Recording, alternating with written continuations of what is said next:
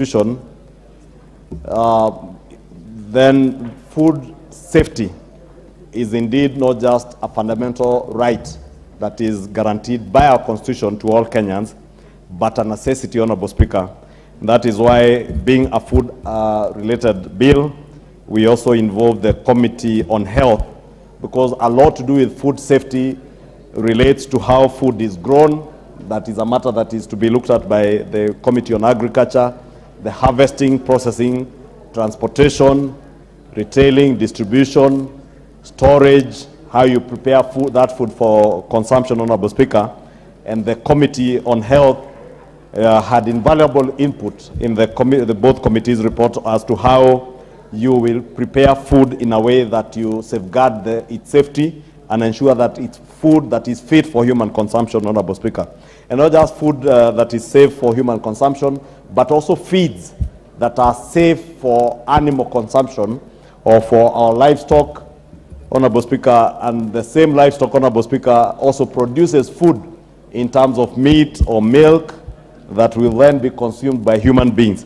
And therefore, it's quite imperative that we ensure both the food that is being grown and processed for human consumption is safe and secure, as well as that food that is being grown and processed as animal feeds for both domestic and even non-domestic animals, Honorable Speaker, since they, in a way, also integrate with human beings in their different environments. Honorable Speaker, food safety means that all measures put in place to ensure that the food will not cause harm to the consumer or to human beings who will consume that food, or to the animals, Honorable Speaker, that consume, when it is prepared and or eaten according to its intended use. Honorable Speaker, the Food and Safety Control Coordination Bill, which, Honorable Speaker, as I've said, has already been considered by the two committees, seeks to do a number of things. One is to provide for the coordination of the public institutions for the control of food and feed safety. Honorable Speaker, you realize previously we have had too many institutions that are dealing with the question of food control and food, both food and feed safety. Honorable Speaker, we are never certain who is it that we are certain that the food or the animal feeds that our animals are consuming is secure and safe for consumption. The bill also seeks to establish the Office of the Food Safety Controller, a person now who will be charged with that responsibility. And we know we now have a one-stop shop of an office that we know the Office of the Food Safety Controller has cleared certain foods for human consumption, then Kenyans can be certain that that is food that is both secure and safe for their consumption.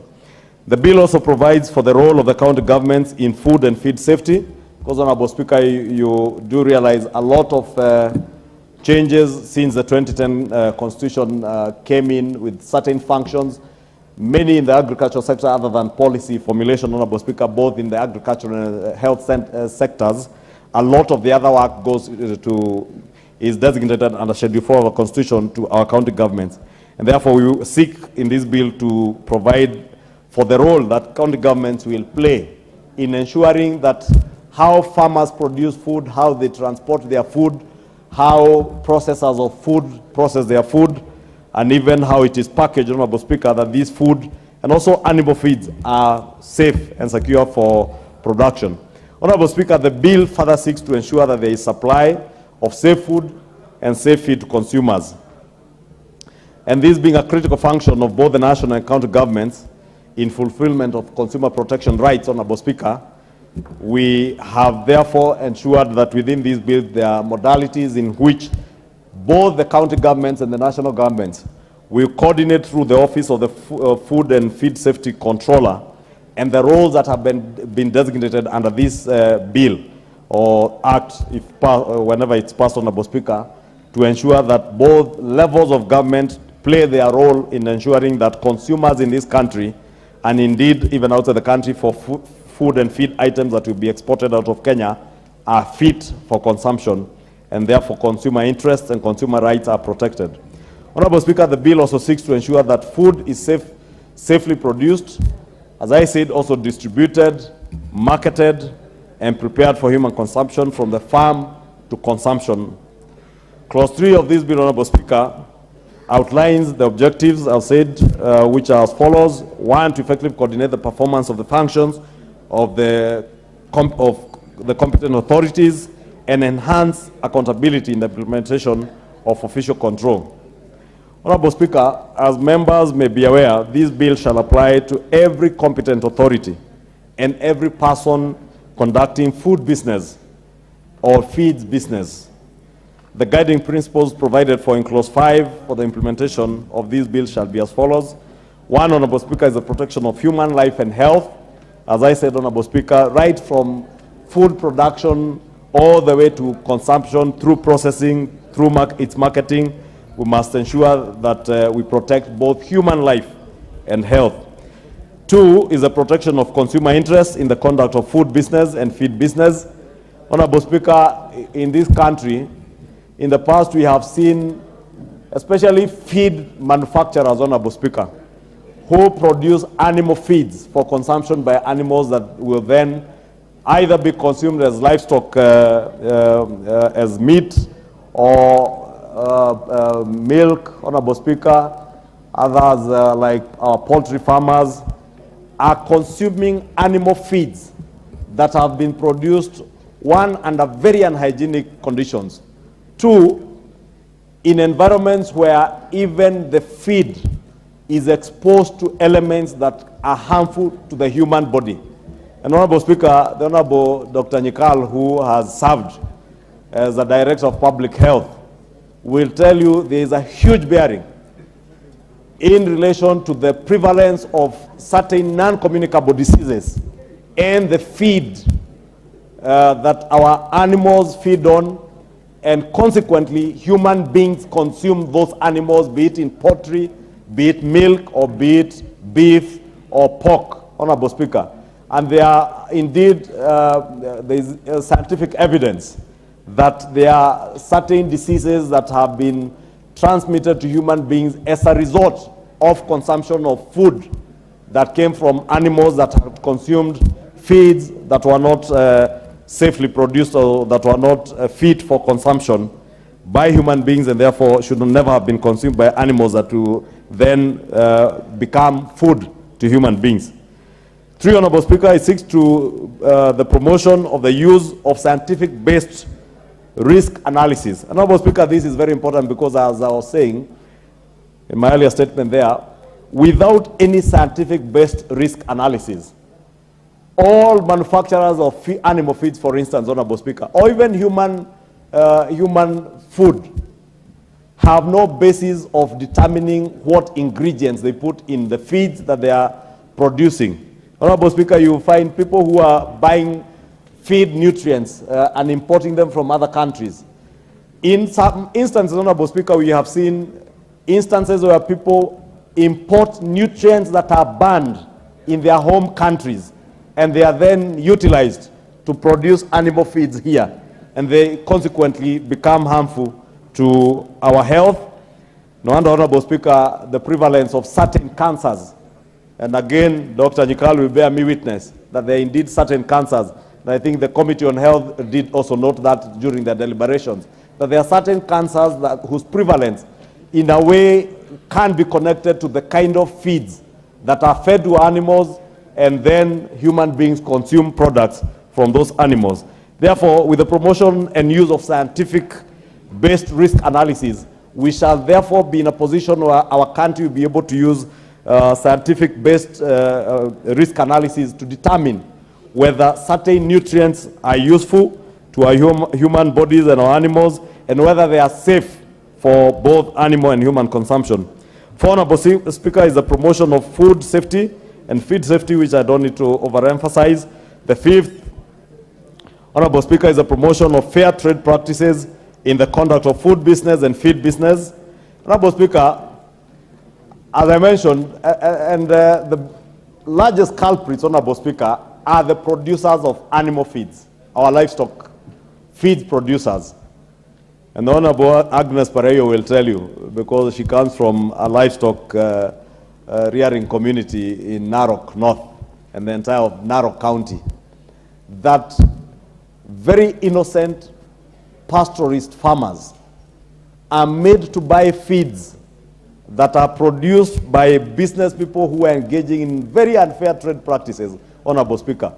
Therefore, there are no standards as to the level of nutrients, whether it's vitamins, whether it's calcium, whether it's proteins or carbohydrates that you need to input in animal feeds. And because nobody is regulating these people, they produce feeds that are filled with carbohydrates and proteins and no vitamin or mineral contents. And gullible farmers, because of these unfair trade practices, are allowed to market, the traders are allowed to market these feeds to very gullible farmers in our villages and in our rural areas. And the farmers innocently buy the feeds, believing that the feeds will allow their animals to gain weight and produce more milk or beef products. But woe unto them, Honorable Speaker, they end up spending a lot of money without any meaningful input onto the animal health of their animals or even increasing productivity. Honorable Speaker, because this government has purposed to ensure that we increase productivity, not just of the food that we are producing, Honorable Speaker, and that is why you have seen the President overemphasize on the need to use fertilizer. And I'm glad that the government, as from last week, Honorable Speaker, has now reduced the cost of our subsidized fertilizer going to our farmers, right from the 7,000 shillings that was there before elections, Honorable Speaker, to 3,500. And last week, the President did announce that the subsidized fertilizer now will go at a price of 2,500 shillings, all in an effort to increase productivity of our food productivity in the country. The same, Honorable Speaker, goes to increasing productivity of our livestock farmers to ensure, Honorable Speaker, that our farmers can be able to feed their animals and they're able to gain weight and they can be able to sell them for meat products. Those that are producing milk, Honorable Speaker, are able to produce more milk or more liters per cow than they could produce earlier. But this can only be possible if we have a system where the food safety regulator or the food, this office of the food safety controller can assure farmers who are buying animal feeds for their dairy cattle that that feed will increase the productivity of their animals, and therefore put a little bit more coins or more money into the people's pockets, as we did promise during our campaigns, Honorable Speaker, that ours will be about what we call pesa mfukoni, or putting more money into the pockets of our farmers, both our pastoral farmers and our crop farmers. Honorable Speaker, the last is to increase efficiency in the performance of official control. As I said, Honorable Speaker, the myriad of agencies and authorities that have been regulating our feed and food safety, there hasn't been any efficiency in how our food and feed, either production to processing to consumption, Honorable Speaker, is being controlled. But now there will be greater efficiency with the enactment of this bill. And as I said, with the creation of the Office of Food Safety Controller, that is in Clause 6 of this bill, this will be established as a body corporate and a state office as defined under Article 260Q of the Constitution. Honorable Speaker, the bill further provides that the county governments shall perform the following functions with respect to food safety and feed safety. Honorable Speaker, as I mentioned, it's important to distinguish the two roles of the two levels of government. Therefore, the bill has gone to list the following as a function of the county governments. One is to implement and enforce food safety and feed safety measures. Two is to license and exercise official control of persons who conduct food business and feed business. Because, Honorable Speaker, the committees did note during their deliberations and their scrutiny of this bill and in their engagements with stakeholders that there are many people who are producing food in their backyards, others are producing animal feeds in their farms without being licensed, and therefore nobody really knows what ingredients these people are using. Many others are also importing ingredients, as I said, some mineral nutrients that are even banned in their countries of origin but are being shipped to our country and being incorporated into our feeds for our livestock. 3 is to conduct capacity building on food safety and feed safety. Of course, as I mentioned, amongst our farmers, because they have that task, our county governments have agricultural extension officers who will therefore be able to build and enhance capacity building on food safety and feed safety with our farmers and consumers back in our constituents and in our backyards. 4 is to conduct public awareness on matters of food safety and feed safety. The county governments will also prepare county food safety and feed safety reports. 6, they will also provide a platform for the consultation and cooperation of county governments and stakeholders in the implementation of a multi-annual control plan. 7, they will conduct audits to ascertain compliance and enforcement of food safety and feed safety measures. Honorable Speaker, this is quite important because, as I said, what has been lacking is a system where even our county governments can enforce those who are licensed to produce, whether they are producing food or feeds, animal feeds, Honorable Speaker. There lacks a system where our county government officers can be able to scrutinize whether all these food and feed producers are in compliance with the law, whether they're in compliance with the relevant health and feed safety measures. Therefore, the county governments now will be able to institute such control measures and conduct regular audits in all enterprises and institutions, Honorable Speaker, that are producing food and feeds, either for animals or for human beings. Honorable Speaker, they also coordinate food safety and feed safety activities. They will also regulate and enforce official control, and finally monitor and evaluate implementation of the multi-annual control plan. Honorable Speaker, I don't need to belabor all the other functions of the national government because these are provided for in the bill, and members will be able to scrutinize the bill. And I believe those who have been able to look at the committee report, will see the issues that were raised by stakeholders during engagement with the 2 committees, both on the health concerns of the animal feeds, especially that our animals are consuming, and also concerns on the handling of food, right from post-harvest, Honorable Speaker. And I must commend again the Kenya Kwanza administration, because last week again His Excellency the President did announce that in anticipation of the bumper harvest, especially of the maize, following the maize subsidy program, the government is now investing in acquiring or in the procurement of food and maize dryers to ensure that all the food that will be harvested this year is handled safely. Honorable Speaker, you know from the area you come from in Uasin Gishu County, crossing all over to Trans Nzoia County.